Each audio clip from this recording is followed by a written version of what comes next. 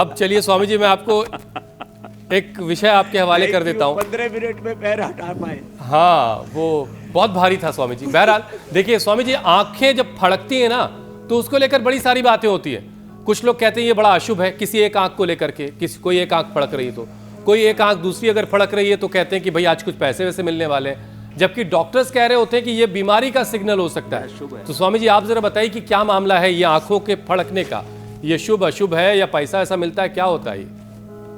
देखो, कुछ शुभ संकेत शकुन माने जाते हैं कि ये शगुन हो गया, लेकिन ये आंखों का फड़कना एक बीमारी है। और आंखों में आंसू आना प्रेम के, करुणा के और उत्साह के भी वो अच्छी बात है, लेकिन ज़्यादा आंखों में आंसू आना वो बीमारी है।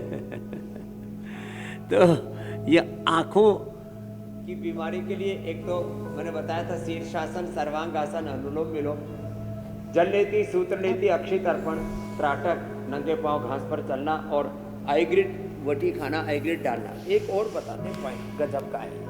तो देखो ये फिर आंखों में चारों तरफ ना हम वो कराते हैं एक्यूपंक्चर, फिर किसी किसी को लीच भी कराते हैं। कई बार हमने दिखाया है। आज तो ये विश्वविद्यालय में प्रोग्राम कर रहे हैं हम प्राची विद्या संकाय में, जहाँ पर हम योग विद्या पढ़ाते हैं, आयुर्वेद पढ़ाते हैं, पंचकर्मा षटकर्मा पढ़ाते हैं। तो दोनों हाथों में, दोनों पैरों में यहाँ पॉइंट है, यहाँ ये पहले दूसरे उंगली के नीचे यहाँ से यहाँ पर पॉइंट है, ये और ये पॉइंट ऐसे, ये आंखों का पॉइंट बड़ा गजब का। तो ये एक्यूप्रेशर करा करके, एक्यूपंक्चर करा करके, लीज थेरेपी करा करके, अक्षय तर्पण, जल नीति, सूत्र नीति, त्राटक करवा करके, और सुबह सुबह ये खाली पेट महात्रिपुरागृत में गाय के घी खाने के लिए बोलता हूँ। आँख के जो पेशेंट होते हैं आई प्रॉब्लम्स में, सामान्य घृत ना देकर के महात्रिपुरागृत देते हैं। आंवले एलोवेरा जूस तो पिलाते हैं, आंवले का मुरब्बा, आंवले की चटनी,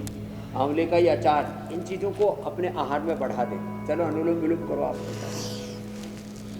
हाँ स्वामी जी घी खाने से मुझे याद आया, इतना दूर हो जाएगा। एक्यूप्रेशर करते ही असर होता है जी। तो अक्सर लोग कहते हैं कि वो कंबल ओढ़ के लोग घी पी रहे हैं आजकल।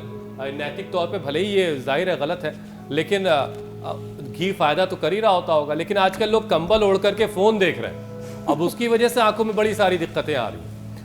अब आइज ब्लिंक होने की दिक्कत की जो वजह है स्वामी जी, हर वक्त का तनाव, इससे आंखों की मांसपेशियों में खिंचाव आता है, सिकुड़न की परेशानी होती है, फिर आंखें जो है वो ब्लिंक करने लगती हैं।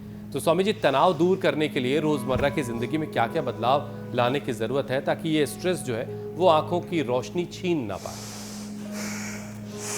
तनाव के कारण से आंखों की समस्या 100%। एक तो अपना स्वभाव सुधारे, अपने वाणी व्यवहार सुधारे। बहुत ज़्यादा तीखा बोलते हैं, इन चीज़ों को भी नोट डाउन करके रख लें। मुझे ऊंची आवाज़ में बात नहीं करनी, तीखी आवाज़ में बात करनी, किसी के ऊपर टोंट नहीं करना। ऐसी कुछ छोटी छोटी करेक्शन करें अपने लाइफ में। और ज़्यादा तीखी चीज़ें खानी भी नहीं। जितनी ज़ुबान तीखी होती है उतना दिल, दिमाग भी, वाणी भी फिर तीखी हो जाती है। इसलिए मैं बोलता हूँ जो बहुत चटपटा खाते हैं वो फिर आपस में भी चटपट खाते, खटपट करते हैं।